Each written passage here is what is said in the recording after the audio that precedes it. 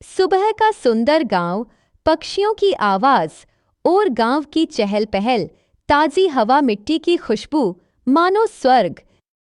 एक छोटे से गांव में आरव नाम का एक सीधा सादा लड़का रहता था। आरव बहुत मेहनती था। वह खेत में काम करता रहता था। आरव मेहनती था, लेकिन उसके दिल में एक खालीपन था। इतना सोच के फिर काम करने लगता है। आरव खेतों में बहुत मेहनत करता है। बस से एक लड़की गांव आती है। उसका नाम सिया था। सिया शहर में पढ़ाई करती थी। लड़की गांव आती और आरव उसे देखता है। रास्ते में आरव और सिया की टक्कर हो जाती है। किताबें गिर जाती हैं।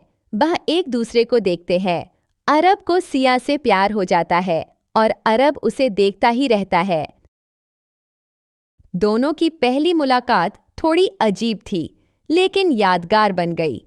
आरव किताब उठाकर देता है। दोनों मुस्कुराते हैं।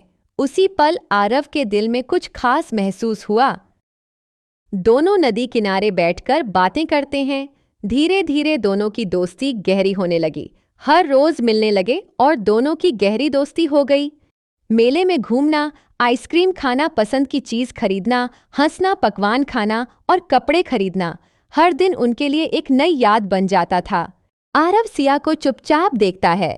अब दोस्ती धीरे धीरे प्यार में बदल रही थी और सिया भी आरव से प्यार करने लगती है। सिया आरव से बोलती है, मेरे कॉलेज में कुछ काम आ जाने के कारण मुझे शहर जाना पड़ेगा। पर वह आरव को छोड़कर नहीं जाना चाहती थी। आरव का चेहरा मायूस हो जाता है। आरव उदास हो गया। सिया बस में बैठी हुई। दोनों दूर हो गए, पर दिल से नहीं। आरव फिर अकेला पड़ गया था। उसके साथ कोई घूमने वाला नहीं था। आरव अकेले खेत में काम कर रहा है, चेहरा मायूस। आरव अब बहुत अकेला हो गया था। उसकी दुनिया बस खेत और सिया की यादों तक सिमट गई थी। सिया हंसते हुए खेत में दौड़ रही है। आरव उसे देख रहा है। हर कोना, हर रास्ता उसे सिया की याद दिलाता था। आरव घर के कोने में चुपचाप बैठा है, हाथ में फोन लिया और सिया की तस्वीर को देखता।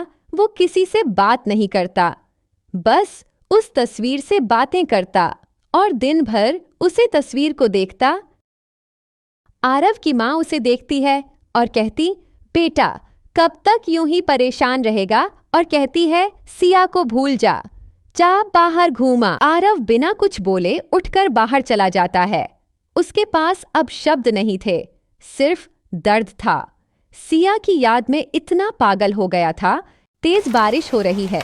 आरव भीगता हुआ खेत में खड़ा है। बारिश भी जैसे उसके दर्द को समझ रही थी। तभी उसे कुछ दिखाई देता है। दूर से एक लड़की आती दिखती है। उस लड़की का चेहरा साफ नहीं दिखता।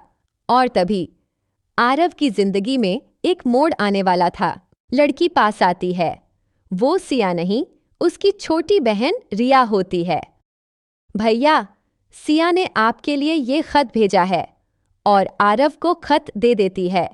आरव कांपते हाथों से खत खोलता है और उस खत में लिखा था, आरव, मैं तुमसे दूर जरूर हूं, पर तुम्हें खुश देखना चाहती हूं। आरव की आंखों में आंसू आ जाते हैं। इतने दिनों बाद उसका खत आता है और उसे पढ़ते ही उसका दिल फिर से धड़कने लगता है। अब आरव अच्छा महसूस कर रहा था। आरव अब खत लेकर घर चला जाता है और घर में पढ़ता है और अपनी माँ को बताता है। सुनकर खुश हो जाती है। फिर आरव की माँ काम करने लगती है और आरव पढ़ने लगता है। उस खत में लिखा था, अगर मुझसे सच में प्यार करते हो तो अपनी जिंदगी जीना शुरू करो। अगले दिन आरव नहाकर, खाना खाकर खेत में काम करता है। उस दिन के बाद आरव बदलने लगा और काम करने लगा। आरव अब गांव के लोगों से बात करता है और सभी के साथ घूमने लगा, खेलने लगा, अपने दोस्तों से सब कुछ शेयर करने लगा। अब आरव खुश था। रिया और आरव साथ बैठकर बात करते हैं। दीदी चाहती थी आप खुश रहें। दीदी आपकी ही बात करती रहती थी, आपके बारे में सोचती थी। आरव आसमान की तरफ देखता है और सोचता है, शायद सिया दूर थी, लेकिन उसकी मोहब्बत अभी भी साथ थी। सूरज ढल रहा है। आरव मुस्कुराते हुए खड़ा है। कुछ कहानियां पूरी नहीं होती, लेकिन वो हमें जीना सिखा जाती हैं। पर अभी कहानी खत्म नहीं हुई। आरव अब इतना सोच ही रहा होता है और उसकी सारी खुशियां लौटने वाली होती हैं। जिस चीज के लिए इतना सोचता था, उसकी वह चीज वापस आने वाली है। कुछ दिनों के बाद सिया फिर गांव आती है। कभी कभी सच्चा प्यार वापस रास्ता ढूंढ ही लेता है। और आरव जब सिया को आपने सामने देखेगा तो खुशी के मारे नाचने लगेगा। आरव सिया के सामने खड़ा और सिया को देख के नाचने लगता है। आरव, सिया, क्या तुम मेरे साथ हमेशा रहोगी?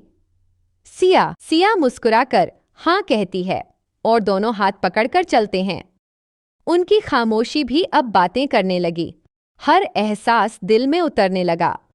दोनों के कदम एक राह पर थे, जैसे किस्मत ने खुद उन्हें मिलाने की ठानी।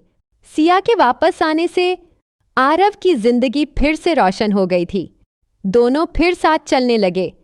पर किस्मत को शायद ये मंजूर नहीं था। गांव में एक आदमी आता है, नाम था विक्रम। वो शहर का दबंग और घमंडी इंसान था, जिसे सिया पहले से जानती थी।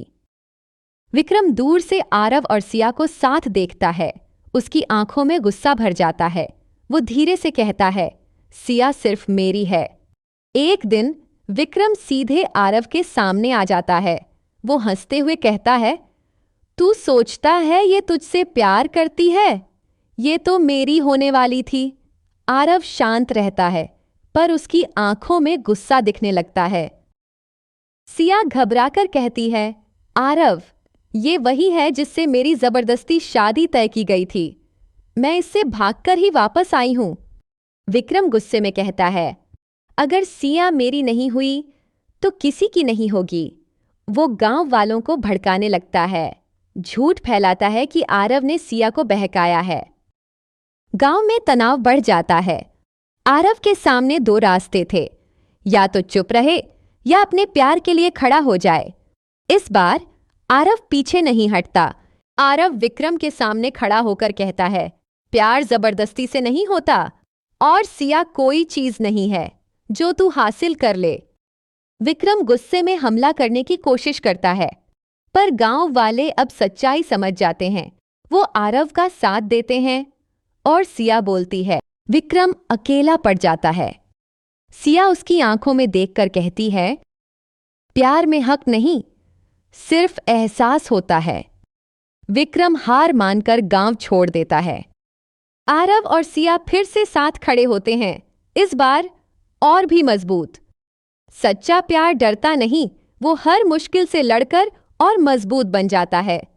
कहते हैं ना, जो किस्मत में होता वो जरूर मिलता है।